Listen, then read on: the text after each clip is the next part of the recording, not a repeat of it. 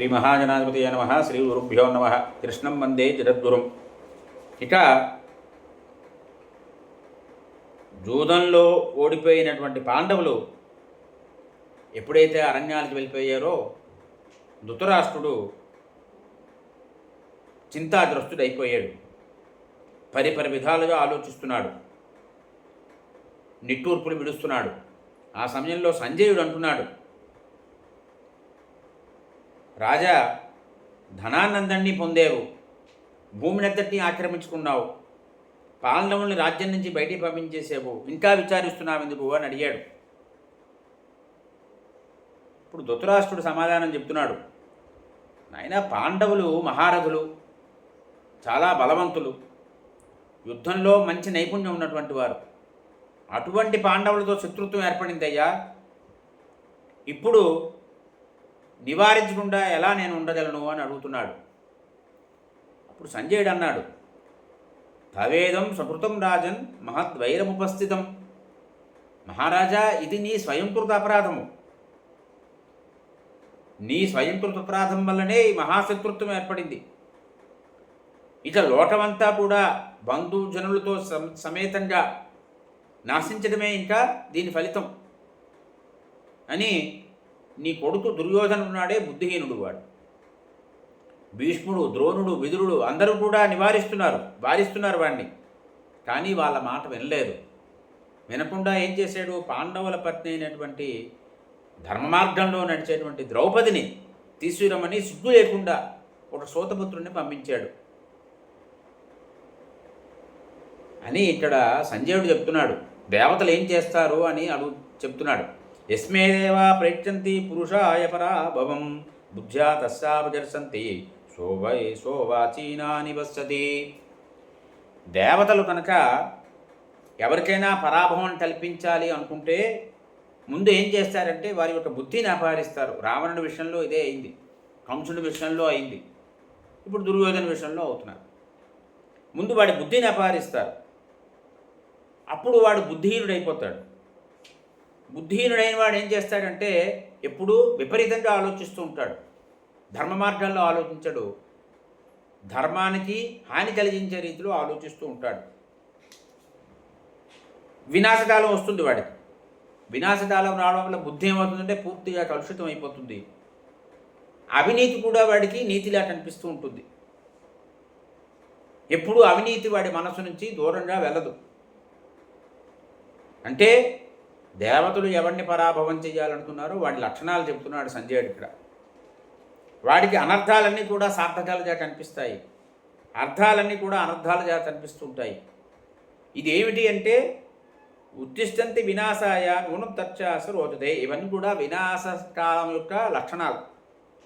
అటువంటి వాటికి ఎప్పుడు వాడు అనుకున్నదే నచ్చుతూ ఉంటుంది.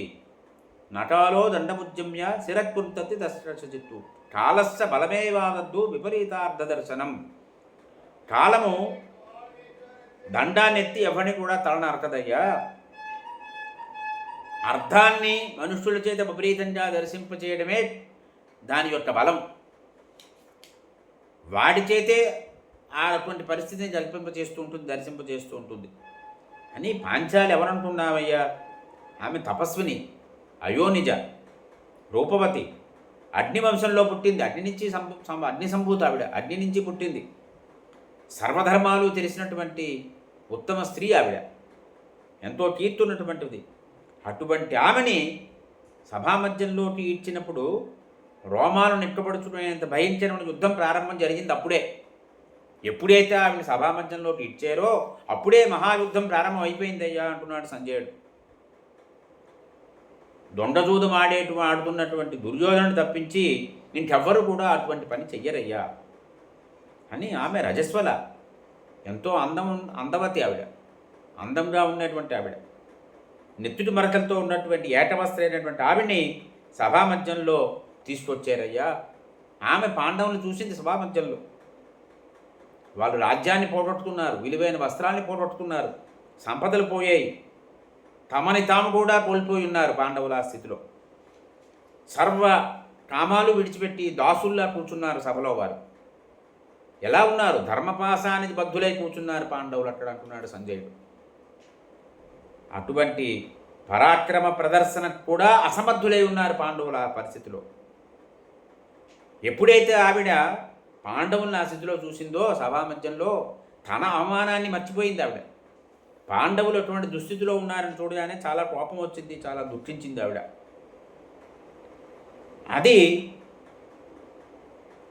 సరిపోక దుర్యోధనుడు కర్ణుడు ఆమెని చాలా నీచంగా ఆమెతో మాట్లాడారు, ఆమె గురించి మాట్లాడారు. ఇదంతా ఇది సర్వమిదం రాజన్ నాకులం ప్రతిభాతిమే అన్నాడు. ఇదంతా కూడా ఏదో ఒక కలతకి కారణము అని నాకు అనిపిస్తున్నది అన్న తర్వాత ధృతరాష్ట్రుడు అంటున్నాడు, నాయన ద్రౌపది అంత దీనంగా ఉన్నది చూసేవా, ఆమె కళ్ళు భూమిని మొత్తం అంతటి కూడా దహించేటువంటి శక్తి ఉన్నటువంటి అయ్యా.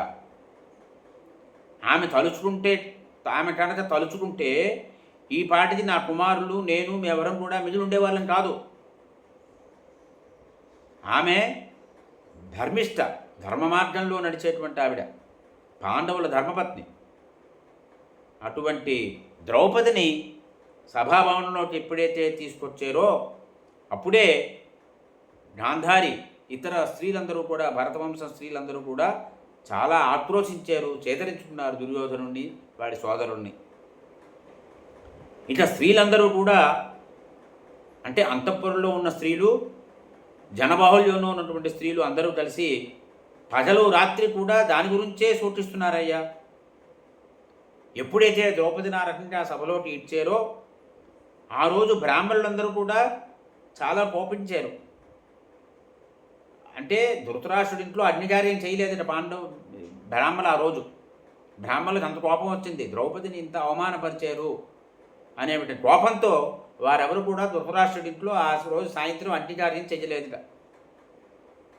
ఇంకా చెప్తున్నాడు ధృతరాష్ట్రుడు, ఆ సమయంలో పెద్ద తుఫాను వచ్చింది అయ్యా, పిడుగుపాట్లతో పెద్ద ధ్వని వినిపించింది, ఆకాశం నుంచి ఉల్కలు పడిపోయాయి. అమావాస్య కాదు, అయినా సూర్యగ్రహణం ఏర్పడింది, రాహు సూర్యుని మింగేశాడు. ప్రజలందరూ కూడా తీవ్రమైనటువంటి భయభ్రాంతులకు లోనయ్యారు. రథశాలల్లో అగ్ని ప్రమాదం జరిగింది. ఇవన్నీ కూడా రథధ్వజాలన్నీ కూడా దగ్ధమైపోయాయి. ఇవన్నీ ఏమి సూచిస్తున్నాయంటే భరతవంశం యొక్క నాశనాన్ని సూచిస్తున్నాయి. ఈ దుర్యోధనుడి యొక్క అగ్నిహోత్ర గృహం ఏదైతే ఉందో అక్కడ నట్టల భయంకరంగా అరిచేయి, వెంటనే గాడిదలు అరిచేయి. ఇదంతా గమనించినటువంటి భీష్ముడు, ద్రోణుడు, కృపాచార్యుడు, సోమదత్తుడు, బాల్యకుడు వీళ్ళందరూ కూడా అక్కడి నుంచి వెళ్ళిపోయారు. అప్పుడు నేను విదురుడు సలహా మేరకు వరం ఇవ్వడానికి సిద్ధపడ్డాను ద్రౌపదిని. ద్రౌపది పాండవుల యొక్క దాస్యముక్తి కోరింది. నేను రథాలు, ధనుస్సులతో సహా సమస్త సంపదల్ని తీసుకుని వెళ్ళడానికి అనుమతి ఇచ్చాను. అప్పుడు విదురుడు అన్నాడయ్యా, ద్రౌపదిని మీరు సభలోకి ఇచ్చారు,